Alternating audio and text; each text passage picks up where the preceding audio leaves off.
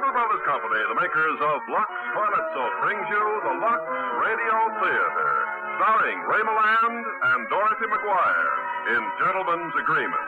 Ladies and gentlemen, your producer, Mr. Irving Cummings.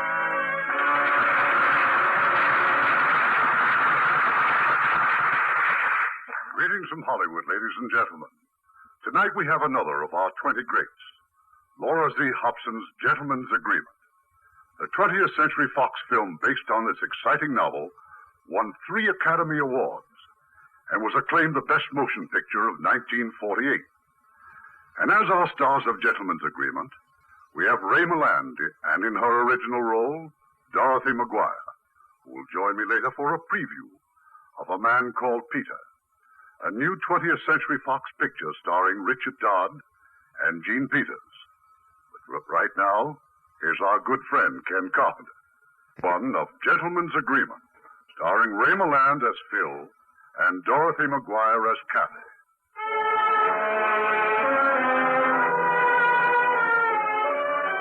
New York City, headquarters of the celebrated magazine, Smith's Weekly.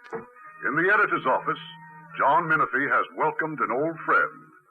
Finding your way around town all right, Phil? Well, almost. Good. Mother and kid like New York, huh? Yes, and they like the apartment, too. Thanks. Good. How is your mother, Phil, and the boy? No, they're both fine, Mr. Menifee. Yeah. The boy, does he miss his mother? Well, Tommy's 10 now. It's 6 years since Helen died. I don't think he remembers her too well. Yeah. Well, now, what about tonight? You didn't give me an answer yet, you know. Thanks, but some other time, maybe. Nonsense. I won't ask you another time. Just a few friends coming over. I thought you brought me to New York to do some writing. And I did. Now, you get good and comfortable because I'm going to talk to you about it for about an hour, maybe 2 hours. So, I've had an idea.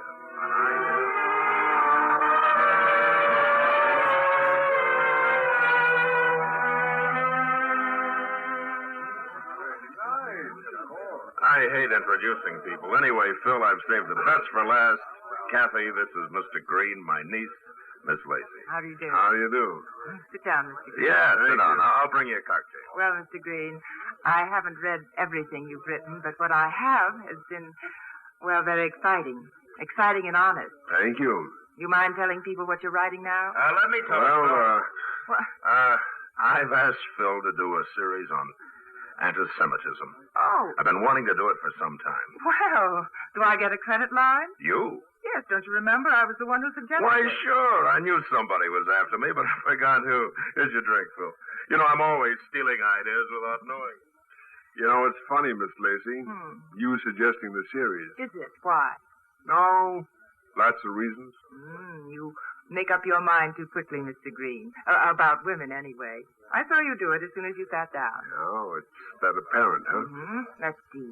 I'm a little too well-bred, artificial, a trifle absurd. Typical New York, No, I didn't have time for all that. Oh, no. yes, you did.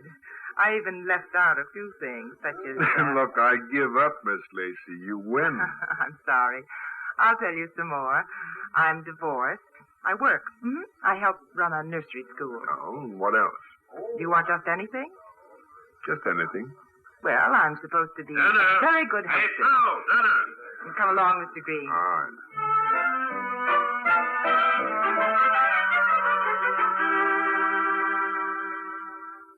Well, Phil, have a nice time at the Menifees last night? Oh, yes, Mom. They're very nice. Hey, Tommy, you'll be late for school. Pop, what are you going to write about this time? Mr. Menifee wants me to do a series on anti-Semitism. Oh? You don't sound very enthusiastic. I'm not. What's anti-Semitism? Well, it's when some people don't like other people because they're Jews. Why? Are they bad? Well, some are, sure. Some are not. Just like everybody else. But why don't some people like Jews? Well, you see, Tom, some people hate Catholics and some hate Jews. And no one hates us because we're Americans. Well, no, it isn't quite that thing. You see, one thing is your country, like America or France or Germany, but the other thing, well, that's religion. like the Jewish or the Catholic or the Protestant religion. You see, religion hasn't anything to do with country. Do you get it? Uh-huh. Well, see you tonight, Pop. Bye, Grandma. Yeah. You know, that kid's going to wreck me yet. Still, about the assignment. You're disappointed? Yes, I am. I wanted to work on something I'd know people would read. You mean there's enough anti-Semitism in real life without people reading about it? No, but what can I say that hasn't been said before? Maybe it hasn't been said well enough. If it had, you wouldn't have had to try to explain it to Tommy just now. It'd be nice sometime not to have to explain it to kids. Yeah, it would be nice.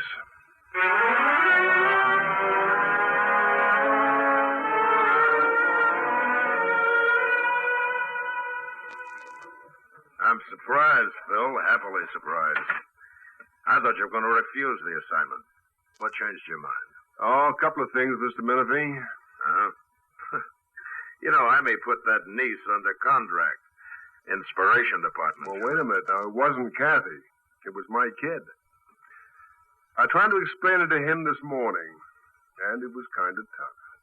Anyway, I want to do the series. Now, I'll need your research department, facts and figures. I don't want facts and figures, Phil. I don't need you for that. I want an angle. Uh-huh. Some dramatic device to humanize it, to get it read. Mm-hmm. You don't want much. You just want the moon. Well, there's much more to this than just the crackpot angle. Forget the extremist. It's the wider angle I want to get at. Go to the source. Yeah, all right. I'll knock it around. Before you go, you don't happen to want Kathy's phone number, do you? Regent 70493. We're having dinner. I always like to go right to the source, you know?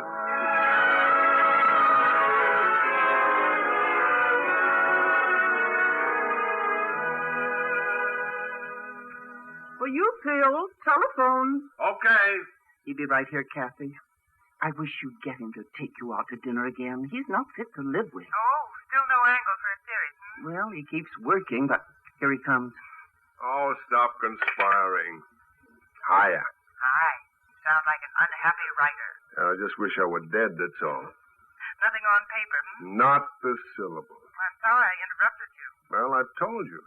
If you don't call, I just keep wondering why, so it works out as an interruption either way. How many interruptions do you want? I'll thank you to call me 5 or 6 times. It's your fault I'm in this jam. I'll remember that. Goodbye, Phil. Goodbye, Kathy. Phil, isn't it always tough at the start? Sure, it's always tough, but never like this. I've tried everything, Ma. You know, it's like beating your head against a concrete... Oh. Ma. Hey, Ma, what's the matter? I don't know. I feel so bad. Phil.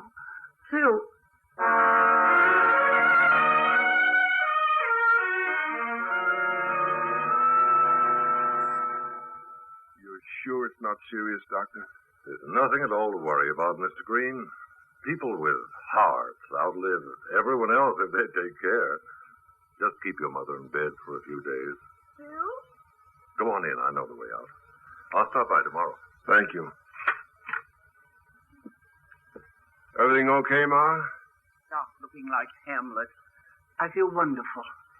Where's Tommy? I sent him to the drugstore. Poor little kid. I must have scared him to death. Well, what do you think you did to me? Phil, haven't you had enough for one day? Please don't try to work anymore. Look, I'm through trying. As a matter of fact, I've decided to phone Menifee. There's a certain virtue in knowing when you're licked, Ma. Why are you licked? I just can't find the angle. But you got the angle before. Every article you ever wrote, the right angle's got in somehow. But I didn't beat my brains out looking for them. When I wanted to find out about a scared guy in a jalopy, I bought some old clothes and a broken-down car and took Route 66 myself. I lived with the Yogies. I ate what they ate. I found the answer in my own guts, not somebody else's. Yes, Phil. That's right. And the coal mine series. I worked in a mine. I slept in a shack. I didn't try to dig into a coal miner's heart. I was a miner. And that's why I... Hey, Ma. That's it. That's the angle. It's the only way. What's the only way? I'll be Jewish. Well, All I got to do is say it. Nobody knows me around here. I can just say it. I can live it myself for 6 weeks, 6 months, however long it'll take. That's it, Ma. It's a cinch. The best medicine I could have. Look, will you keep my secret if you meet anybody? You're Jewish. I am too, I guess. I got to make a phone call right away. Why don't you ask Kathy to come over here? How'd you know I wasn't going to phone Menifee? Oh, dope. Nobody phones an editor with that look on his face.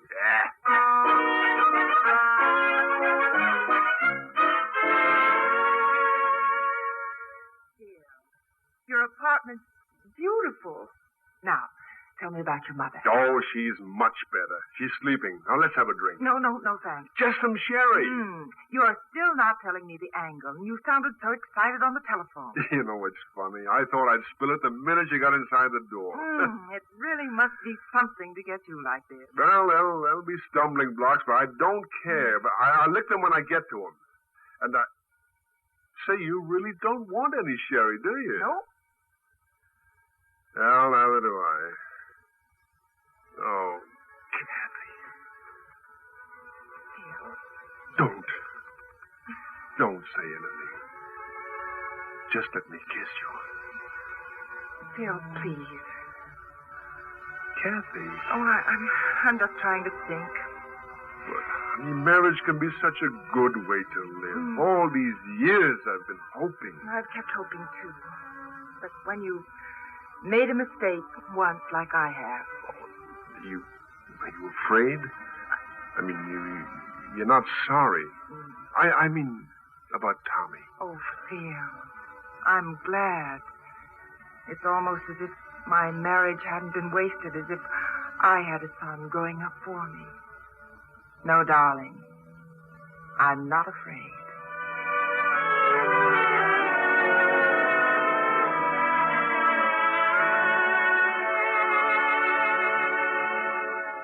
You'd find an angle, Phil. When do you start? Well, what's wrong with it right now? I'll get you an office of the secretary.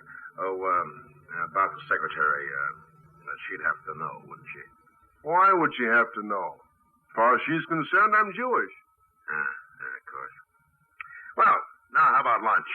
Chance to meet some of the staff. And Irving Wiseman is lunching with us. It might be good for you to know him. Big industrialist, isn't he? Yeah, come on. You'll like him a lot.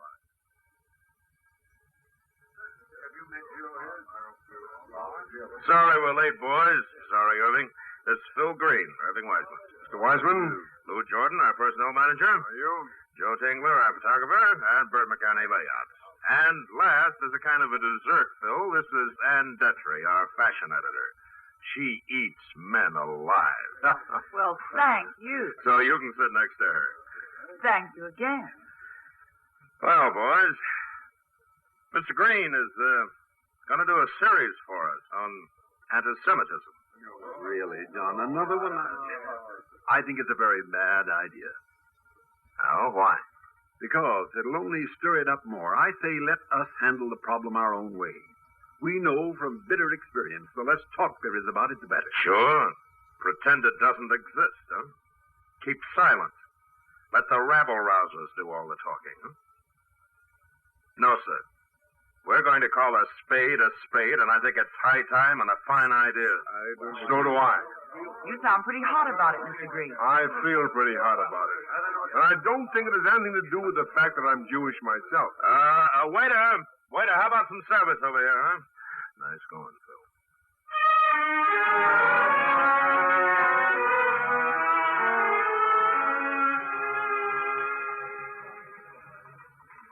I'm your secretary, Mr. Green, Elaine Wells. How do you do? May I come in? Of course.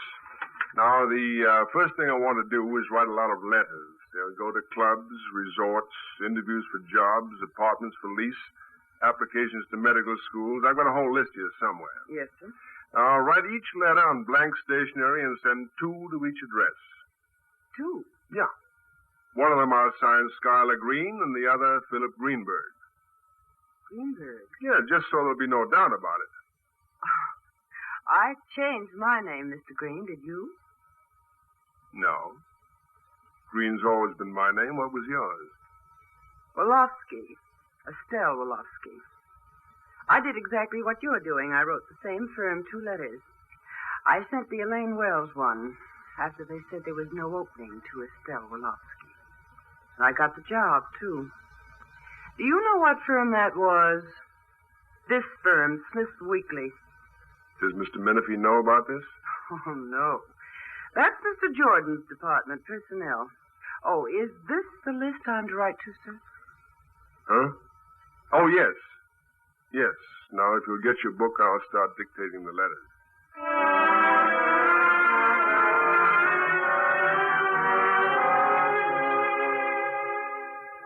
Well, Doctor, how's my mother?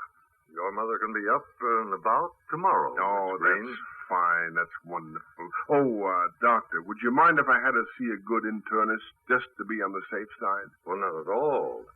I'd suggest you take her to Mason Van Wyck. Well, one of my friends recommended a Dr. Abrams. Abrams? Yeah, Jacob Abrams, Mount Sinai Hospital. Isn't he any good? Oh, yes, of course. He's completely reliable. Not given to overcharging the way some do. You mean the way some doctors do, or the way some Jewish doctors do? Well, I suppose some of us do it, too, not just the chosen people. Yeah. Well, if Abrams doesn't impress me, I'll try Dr. Van Wyck. I have no special loyalty to Jewish doctors simply because I'm Jewish myself. No, of course not, sir. Well, good evening, Mr. Green.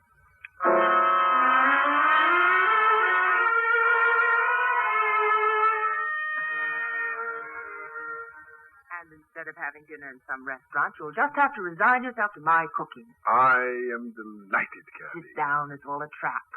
I want to talk to you. Just talk, huh? Mm-hmm. Not one bite to eat till you tell me your angle. Darling, do you realize I still don't know? Phil, tell me. Well, it's really very simple. Mm-hmm. I'm just going to let everybody know I'm Jewish, that's all. Jewish? But you're not, Phil. Are you? Not that it would make any difference to me, but you said I'm going to let everybody know as if you hadn't before and would now, so I just wondered. Phil. Oh, well, you're annoyed with me. No, I was just thinking.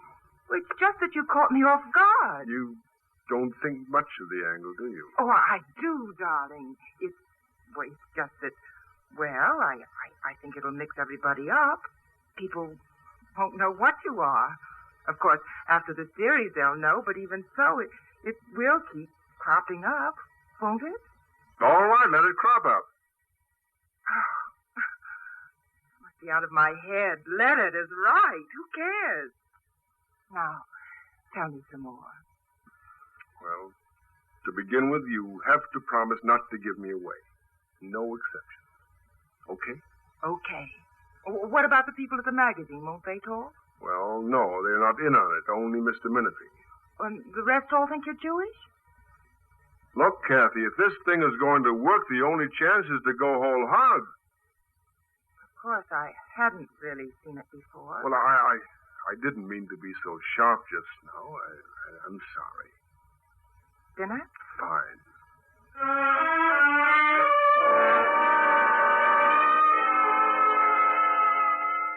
Like a brandy, Phil? Can I get some more coffee? No, thanks. I think I'd better be getting along. Oh, so soon? Well, I want to look in on Ma before she gets to sleep. Of course. It's mighty fine dinner, Kathy. I'll call you tomorrow sometime. All right. Good night. Oh, just buzz for the elevator. Good night, Phil.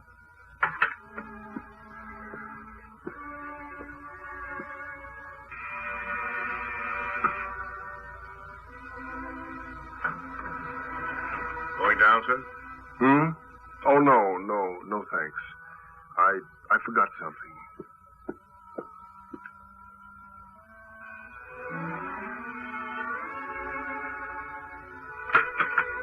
Kathy. Oh, darling.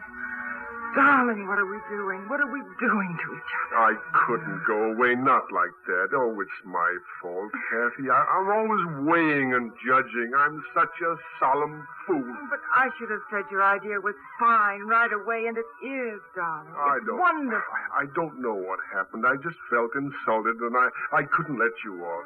I couldn't make it any easier for you. And all through dinner, I kept trying to reach you to tell you how sorry I was, and I couldn't.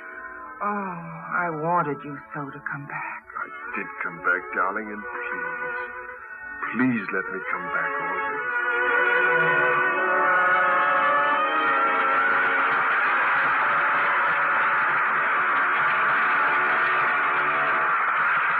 Act 2 of Gentleman's Agreement in just a moment. Here's Francis Scully with a hint about what's new in movies. 20th Century Fox has one that's new and exciting, Ken. It's Untamed, starring Jerome Powers, Susan Hayward, and Richard Egan. Well, with a cast like that, I'd say it's off to a flying start. Oh, this one's a real thriller. It's about the pioneers who established the Dutch Free State in South Africa. Well, those Dutch settlers had their hands full with the Zulu tribes, didn't they? Oh, they certainly did. Some of the most exciting scenes are the ones showing the Zulus attacking the wagon trains carrying the settlers.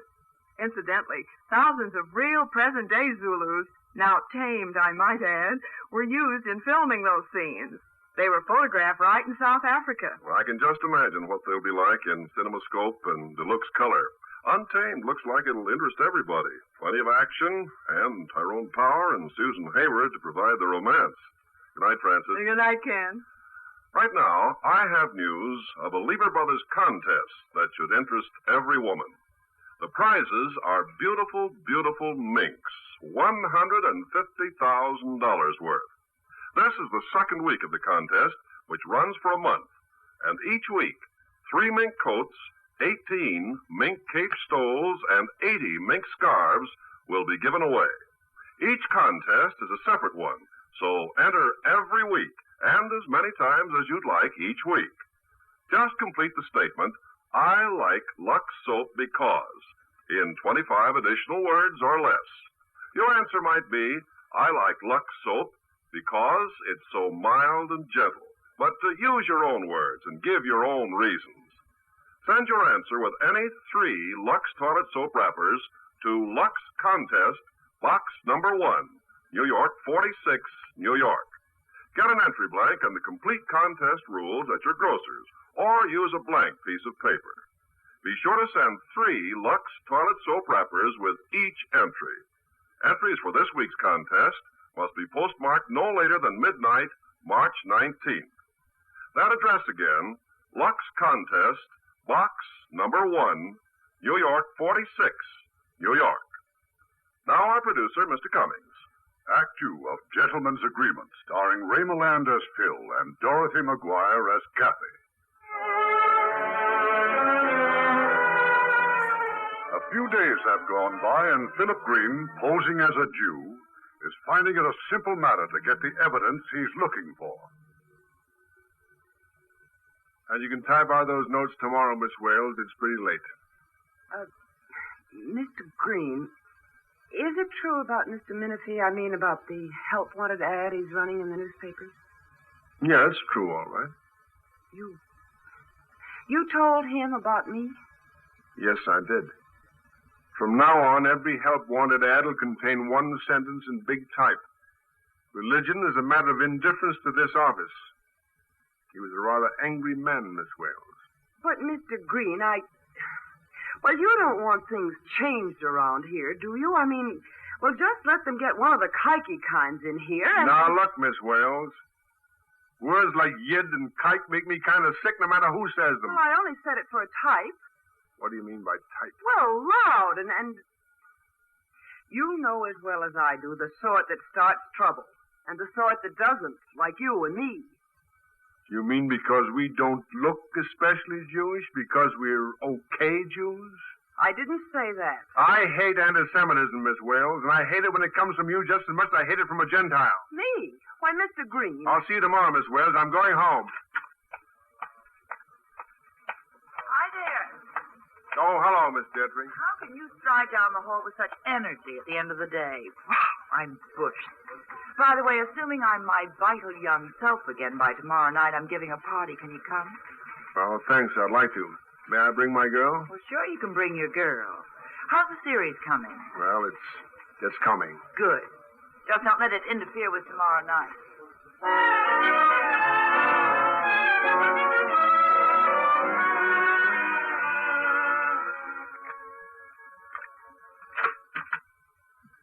Well, darling, how'd you like it?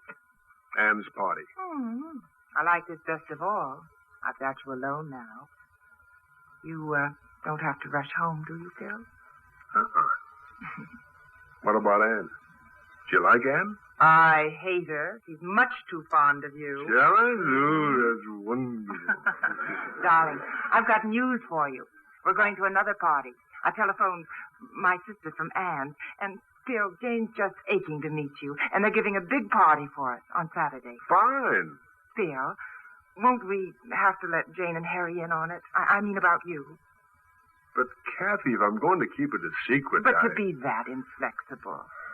Now, darling, don't be angry, but I did tell Jane. Oh. What'd she say? Oh, she thought it was the cleverest way in the world to do research. Oh, you'll love her. Harry, too.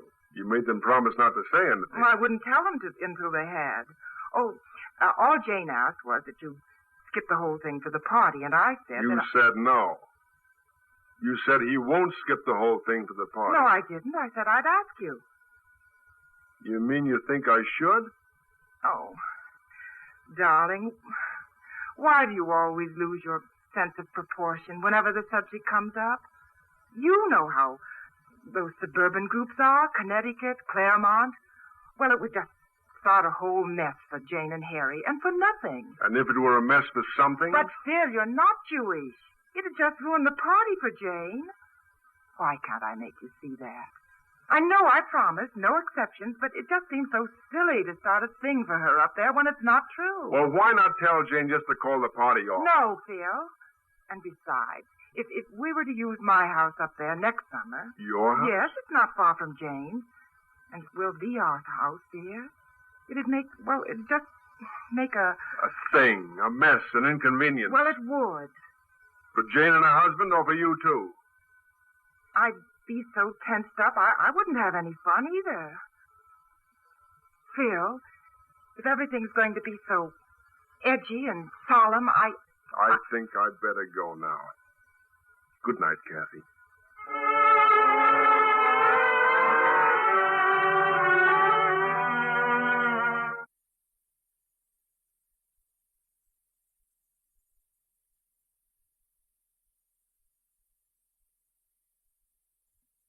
Why can't I make you see that? I know I promised, no exceptions, but it just seems so silly to start a thing for her up there when it's not true. Well, why not tell Jane just to call the party off? No, Phil. And besides, if we were to use my house up there next summer... Your house? Yes, it's not far from Jane's. And it will be our house, dear. It'd just make a thing, a mess, an inconvenience. Well, it would. For Jane and her husband, or for you, too? I'd be so tensed up, I wouldn't have any fun either. Phil, if everything's going to be so edgy and solemn, I think I'd better go now. Good night, Kathy.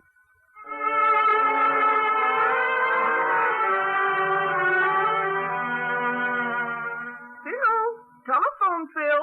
If it's Kathy, Ma, tell her I'll... Phil, it's Dave Goldman. Dave? I thought he was in Europe.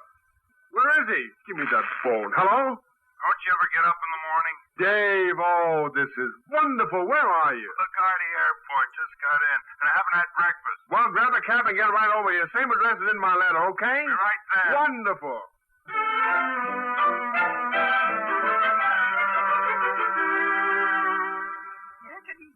Yakety. Phil, for heaven's sake, let the poor fellow eat his breakfast. Look, he's had breakfast every day, but I haven't seen him for 4 years. Oh, it's wonderful, Dave. I mean what you said about bringing Carol and the kids. Well, what do you do, Dave? I mean, when you get out of the army, have you got a job lined up? Oh, big job. Best break I ever had. Firm in Connecticut. Got to find a place to live up there. I'm going to spend my terminal leave just concentrating on getting a house for us. We'll find something if we have to use dynamite. Meantime, you stay here. Oh, now, wait. Now, no arguments. You're talking to a civilian now. Well, boys, don't settle all the problems today. Save a couple for tomorrow. Don't worry, Mrs. Green. Well, come on now. Give. What do you mean, give? The series you're doing, what's it all about? Oh, we'll get to that later. Hey, what's eating you, Phil? You expecting a call? You keep looking at the phone. Ah, it's that obvious, huh? Well, I had a scrap with my girl. I guess I want her to be the one to phone. As for the series, well, I'm doing work on anti-Semitism with a special angle. That's interesting. Oh, fine. That's interesting. Phil, it's just that, well, I'm on the sidelines in anti-Semitism. It's your fight, brother. Okay, I get it. Now, listen. I don't care about the Jews as Jews. Sure, they're my people, but I don't care. It's the whole thing, not just the poor Jews. What's the special angle you've got? Oh, I'm saying I'm Jewish. And it works. Why, you fool, and it's working. Too well, having my nose rubbed in it. Yeah, I can guess. You're not insulated. You mean you can get indifferent to it? No, but you're telescoping a lifetime problem into, a few weeks? It just concentrates. It makes it hurt more. Now, what about your girl? Oh, just one of those things, I guess. You know, after 6 years, you sort of lose the instinct for marriage. Oh, baloney. Go on and call her. So you're right and she's wrong. So what? Okay, maybe I will. And wish me luck. I'm off to start house hunting. Look, call me at the office at 5:30. I'll phone Kathy, and I'll get a hold of Ann Detry. She's a girl that works in the office, and we'll have a big celebration dinner. Okay. Say, can you imagine what it's going to be like? Being married again? And you and Carol here, all of us together again? How about that? Well, first I got to get a roof over Carol's head. I'll call you, Phil. 5:30. Okay.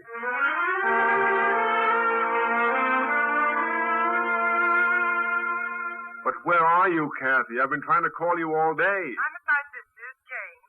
I came up to have it out with her. I couldn't call you until I fixed everything up. And, oh, darling, I was wonderful. I said all the things you would have wanted me to say. Phil, why can I make myself clear to Jane and Harry when it's you I want to be clear with? Oh, because I'm so hard to get along with, baby.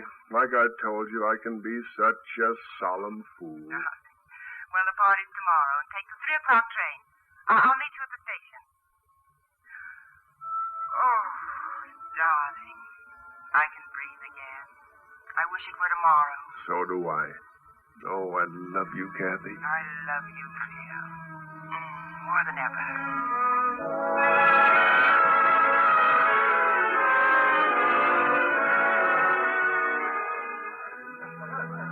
Kathy?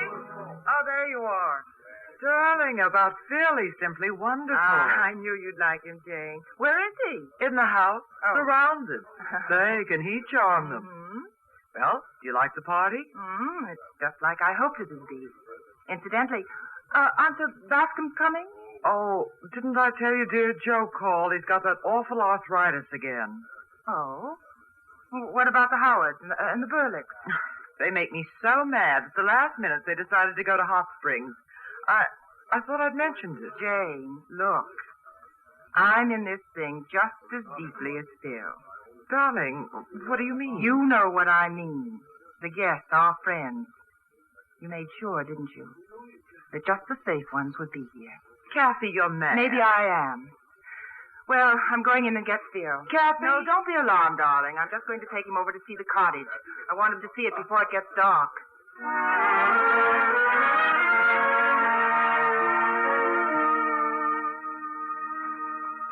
Well, darling, here it is, the house. Oh, it's lovely, Kathy. Hey, aren't you supposed to carry me across the threshold or something? That's only if you refuse to marry me, in which case I just throw you in. Well. You did this all by yourself? Mm-hmm. Every bit of it. Phil, about Tommy. You think he'll like it here? Tom? Mm-hmm. Oh, he'll be crazy about it. Tell me, did you live here long? I never lived here. Oh, why not?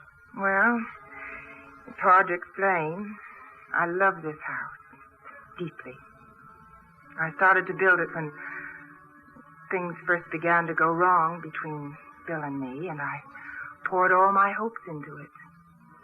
And when it was finished, I knew I couldn't live here with someone I didn't really love. But, after the divorce... No. I just stay at Jane's, and I come over here and poke around at the curtains and sit a while. But now, oh, Phil, you and I were going to be so happy here. This house and we've been waiting for you. I was always waiting for you, I think. Oh, Kathy. Kathy, are you sure? You're really sure? Oh, darling. Then why can't we get married now? Oh, I want to, Phil.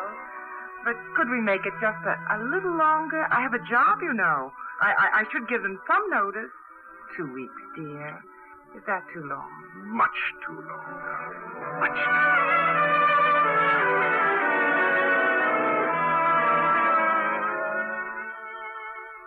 Hey, Kathy, come on. We're going to be late for the theater. Loads of time. Look at them, man, like an old married couple, and 2 days before the wedding. Incidentally, where's the honeymoon taking place, or is it a secret? Oh, it's a big secret. We're going to Flume Inn. Do you know it? Flume Inn? Mm-hmm. You're kidding. What's the matter with Flume Inn? Well, it's restricted, that's all. Restricted? No Jews, huh? Oh, darling, I'm sorry. I didn't realize when I sent the wire. It's all right, baby. It's all right. It's not your fault. Anne, are you sure? Of course I'm sure. But they confirmed the reservations. I'm not going to let them off the hook. Darling, we can go to the cottage. We won't even have to tell Jane we're there. Oh, sure. Sure. We can always go somewhere. I'll get it. Those nasty little snobs aren't worth fretting over. There must be something to do besides just accepting this. Hello? Yes, dear? You can't pin them down, What? Phil. They never say it straight out or put it in writing. Phil, the phone. It's Tom, and he sounds frightened. Tom? Mm-hmm. Hello, Tom. What's up? Tom, listen. The medicine's in the cabinet. I'll be there in 5 minutes. What happened? I don't know. Ma, another attack, I guess. I'll get a cab. Wait, Phil, I'm going with you.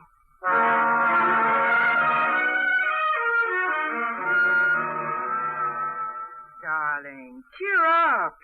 Your mother's much better this morning, and postponing a wedding isn't the worst thing in the world. No, I suppose it Just isn't. a week. 2 at the most, Dr. Abrams said. Well, if you're going to postpone the wedding, I guess I won't be here. Say. What are you talking about? Well, I can't abandon my family forever, and I can't find a place to live, so I'm licked. But that means your job, your whole future. You know why I can't get a house to live in. Oh, Dave, I think it's terrible. I phoned Carol. I told her I'd give it 1 day more, but... So what's the matter with you? I'm going up to Flume Inn. What for, Phil? You're wasting your time. There must be a time once when you fight back. I want to make them look me in the eye and then do it. I want the satisfaction. I can't explain it, but I want to do it for myself. Phil, people like that who restrict a place, they're nothing more than... Let him do it, Kathy. You have to face them once. They're more than nasty little snobs, Kathy. You call them that and you can dismiss them. It's too easy. They're persistent little traitors to everything this country stands for, and you have to fight them. Anyway, I'm going. Phil, please. I'll be back late this afternoon.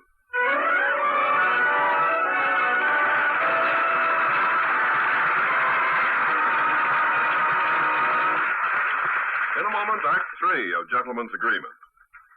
Ladies, I feel sure you've never seen anything quite so exciting as the way new Rinso Blue washes all your white clothes whiter. That's right. Your sheets, your towels, your pillowcases, even nylon things wash whiter. It's a truly remarkable performance, and here are the facts behind it. New Rinso Blue is the new sky blue detergent that actually blues as it washes, right in your washing machine. And here's more exciting news. New Rinso Blue does a grand job on colored washables, too. Gets out the grimiest dirt, even from heavily soiled work clothes. you'll call new Rinso Blue the most wonderful detergent you ever used. Now remember, ladies, if your present detergent doesn't blue as it washes, it's obviously doing only half the job. Switch to remarkable new Rinso Blue soon, won't you? It washes whiter because it blues as it washes, and that's unconditionally guaranteed by Lever Brothers. We pause now for station identification. WRCA, WRCA-FM, New York.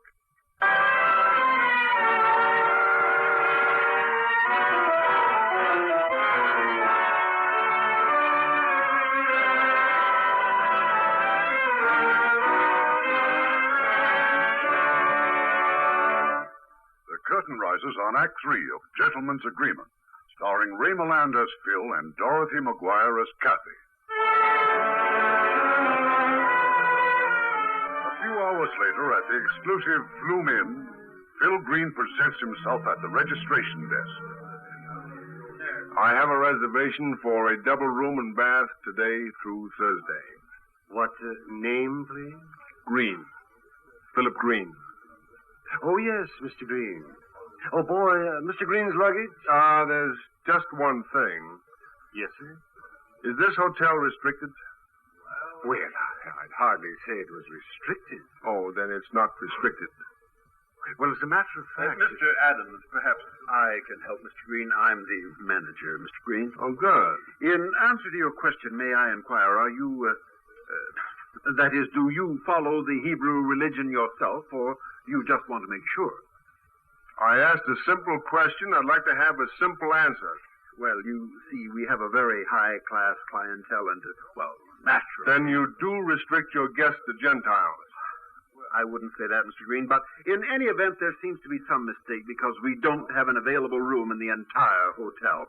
I could fix you up at the Brewster Hotel. I am not staying at the Brewster.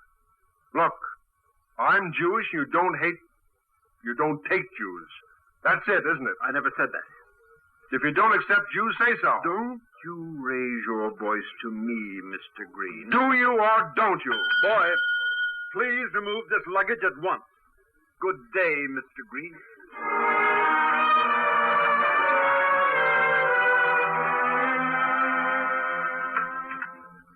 Phil? Oh, I'm so glad you're back. I thought maybe you'd phone. Well, I guess I should have. How is Ma, Kathy? Fine. She's sleeping. Tommy's out playing. It was bad, wasn't it? I can tell by your face. Dave was right. It's a waste of time. Where is Dave? With Anne. He wanted one last night in the town. You know, I've just been thinking about him. And about the cottage, Phil? That Dave and his family could live there? Yes. I've thought about it, too. You must know that. It wouldn't work. Why not? Well, it'd just be too uncomfortable for Dave in one of those neighborhoods. One of those neighborhoods. It's detestable, but that's the way it is. It's even worse in New Jordan. There, nobody can sell or rent to a Jew. And even in Claremont, where Jane's house is and my house is, there's a sort of gentleman's agreement. Gentleman's agreement? Kathy, you can't. I see. Just give in.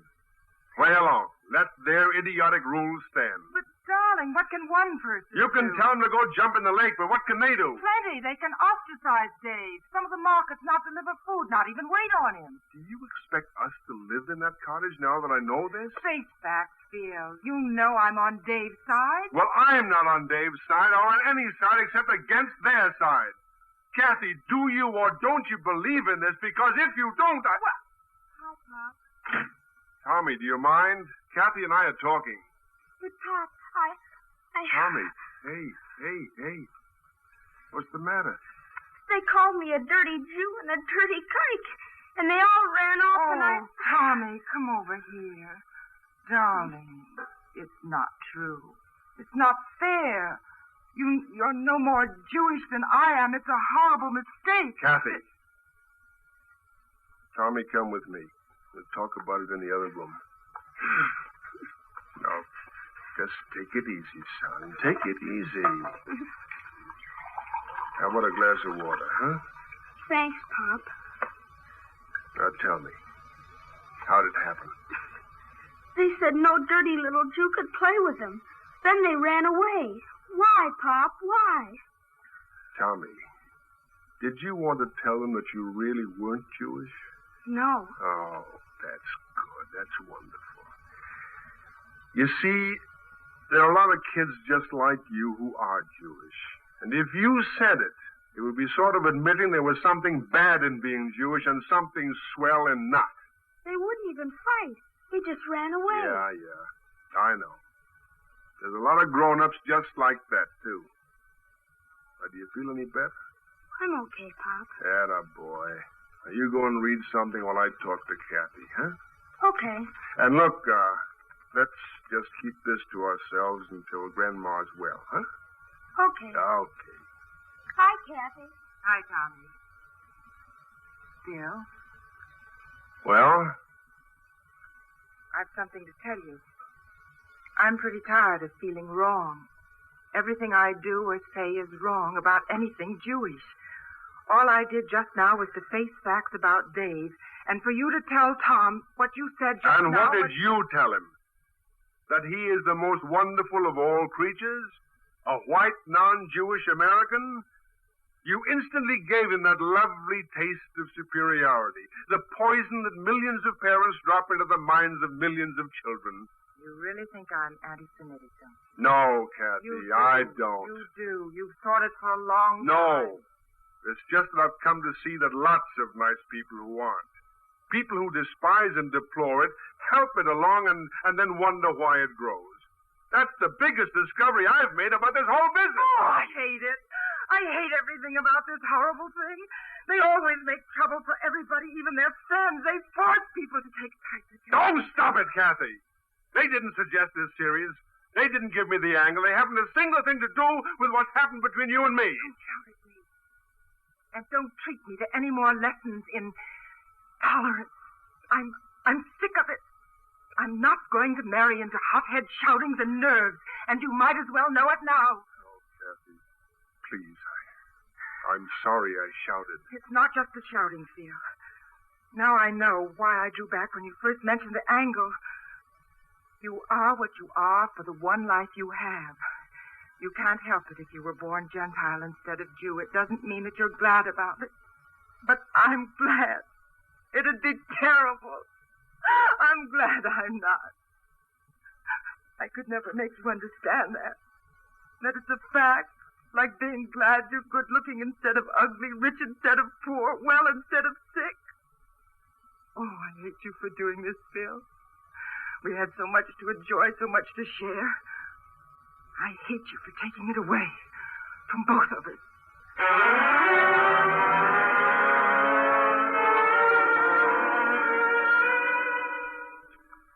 Well, you can start typing, Miss Wales. Here are the first 3 installments. Send every 10 pages downstairs to Mr. Menifee. Well, what's the matter? The title of the series, I was Jewish for 6 weeks. Mr. Green, you're a Gentile. Well, what's so upsetting about that? You mean there's some difference between Jews and Gentiles? Mr. Green. You just can't believe that anybody would give up the glory of being non-Jewish for even 6 weeks, can you? And if I tell you that that's anti-Semitism, the feeling that being Gentile is better than being Jewish, you're going to tell me I'm heckling you or twisting your words around. Look at me, Miss Wales. No different today than yesterday. Same face, same eyes, same nose, same everything. Here, take my hand. Feel it. Same flesh as yours, isn't it? Mr. Green, please. The only thing that's different is the word Gentile. If Mr. Menifee should want me, I'll be at home.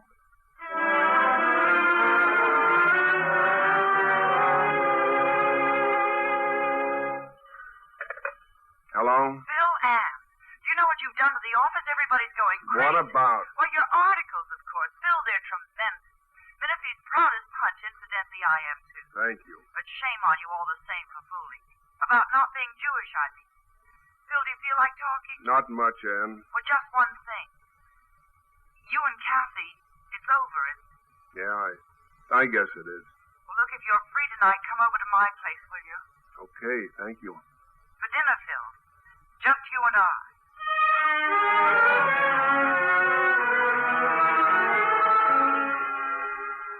You know, Anne, you're quite a girl. Me? Oh, sure. Everybody loves Anne. Only there's something on your mind that you're afraid to talk about. Now, come on, Anne. All right, let's clear the air. Do you mind if I say something about you and Kathy? Let's don't.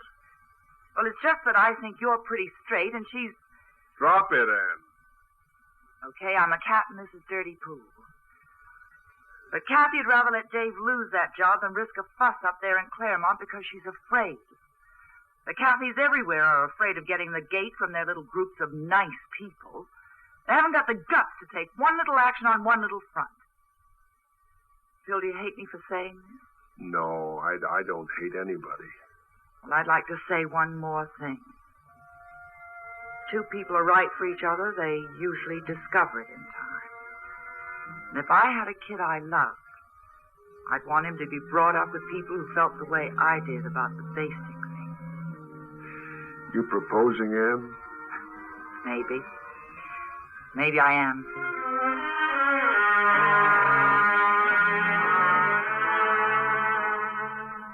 Hi, Kathy. I'm sorry I'm late. Dave, thanks for coming. I know you've got a train to catch. I won't keep you long. You know about Phil and me? Yes. Dave, I want an honest answer. Do you think I'm anti-Semitic? No, Kathy, I don't. Phil does. Does he? You know I'm not anti-Semitic. You're a Jew and you know it. I can make it clear to everyone but Phil. Why? I wish I knew. I hate this thing just as much as he does. Why can't he see it? Why, last night at dinner, a man told a vicious little story, and I was ill. I was sick with rage and shame. Wait. What kind of a story, Kathy? Oh, it was just a story. He tried to get laughs with words like kike and coon. I despised him and everybody else at the table. What'd you do? What do you mean? Well, what'd you say when he finished? I wanted to yell at him, at everyone. Why do we sit here and take it when he's attacking everything we believe in? Why don't we call him on it? What did you do? I felt ashamed and sick. I still do. I wonder if you'd feel sick if you'd nailed him, Kathy. You know, there's a funny kind of elation about socking back. I learned that a long time ago. Phil's learned it, too. And I haven't? Lots of things are pretty rough, Kathy. This is, well, just a different kind of a war. And anybody who crawls away is just as much of a Well, somebody told a story, and the nice people didn't laugh. They even despised them for it, but they let it pass. And behind that joke is Flume and Claremont and Tommy and the kids down the block. And if you don't challenge that joke, where do you make a stand? Is that what you mean? Yes, that's what I mean. I've been getting mad at Phil because he expected me to fight this thing, when I should be getting mad at people who help it along. If I'm just going to sit by and feel sick, then I'm not a fit wife for Phil.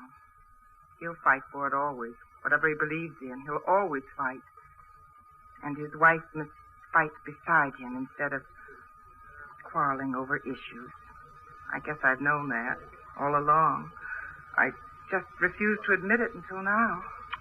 Kathy, a man wants his wife to be more than a companion. He wants a sidekick to go through the rough spots with him, and, well, she has to feel that the same things are the rough spots, or they're always out of step with each other. Honey, you're not cast in bronze. You're nice and soft and pliable, and you can do anything you want to do with yourself. Oh, Dave, can I? Are you sure? Tell me you're sure.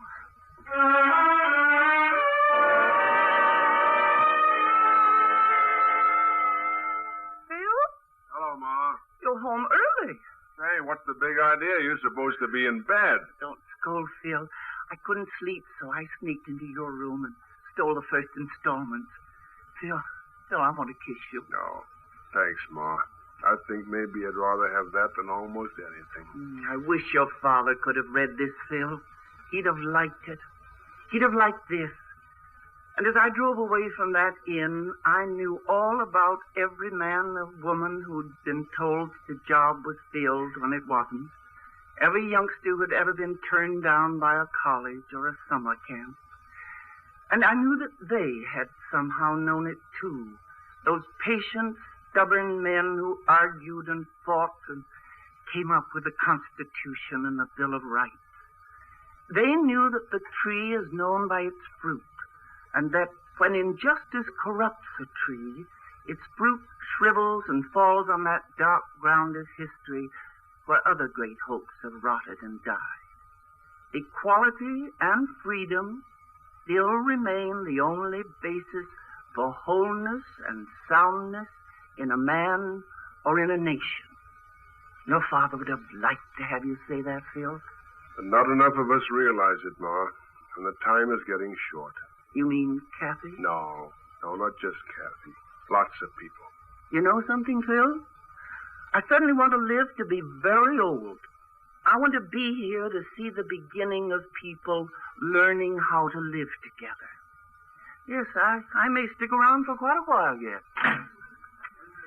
Dave? Oh, hello. Excuse me, I gotta make a phone call. How do you feel, Ma? I just decided I'm not going to die. I've just decided something, too. Hello, Mr. Case? Dave Goldman. I'm sorry to call you at this late hour, but I can take that job. That's right, I got a house. Well, thanks. So am I. Dave, that's wonderful. Kathy's house, Ma, up there in Claremont. She's going to live all summer at her sister's. And if anybody says anything, she... Hey, Phil. Phil, where you gone? Thanks, Dave. Thanks.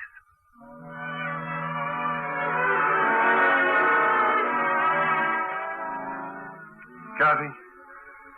Oh, Kathy. Could we... Is there a chance? Don't talk, darling. Just hold me, Phil. Just hold me. Now, here's Mr. Cummings with our star. And they step forward for a well-deserved curtain call. Ray Milland and Dorothy McGuire.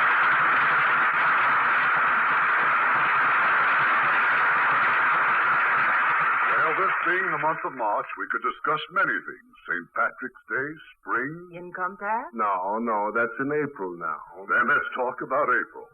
Because 20th Century Fox has a new CinemaScope production coming out that is a perfect story for Easter. A Man Called Peter. Oh, yes. I read the book a long time ago. No doubt, Dorothy, because it has been on the bestseller list for over 2 years. But in case anyone has missed it, A Man Called Peter is the story of one of the great preachers of our time, Peter Marshall, written by his wife, Catherine Marshall. He was chaplain of the U.S. Senate until he died, wasn't he? Yes, but this isn't just the inspiring story of his ministry. It centers around the charming love story of the Marshalls. Peter Marshall is portrayed by Richard Todd, and Catherine by Jean Peters. Well, I shall certainly see A Man Called Peter for Easter, as well as buy a new bonnet. Look, why do women always use Easter as an excuse to buy a new hat? Men don't. Men buy hats to cover their heads. Women use them as frames to show off their lovely Lux complexion. And if they don't have lovely Lux complexions, well... And they wear veils. Yes. Well, they certainly ought to, because there's no reason why they shouldn't have Lux complexions. Lux soap is such an easy beauty care. It certainly is, Dorothy. Incidentally, 20th Century Fox has another fine picture opening soon. Prince of Players, starring Richard Burton, Maggie McNamara, and John Derrick. It's the story of a tragic Booth family, which also is part of our national history. And the family of great actors. Now, what about your actors for next week, Irving? We'll have an Academy Award winner, Donna Reed, and that popular young actor, Jeffrey Hunter. And we have chosen one of 20th Century Fox's most exciting dramas for them. The story of a young couple held as hostages by an escaped criminal in a lonely stagecoach station. It's the gripping drama, Rawhide. Certainly sounds exciting. Good night. Good night. Good night, and the best to both of us.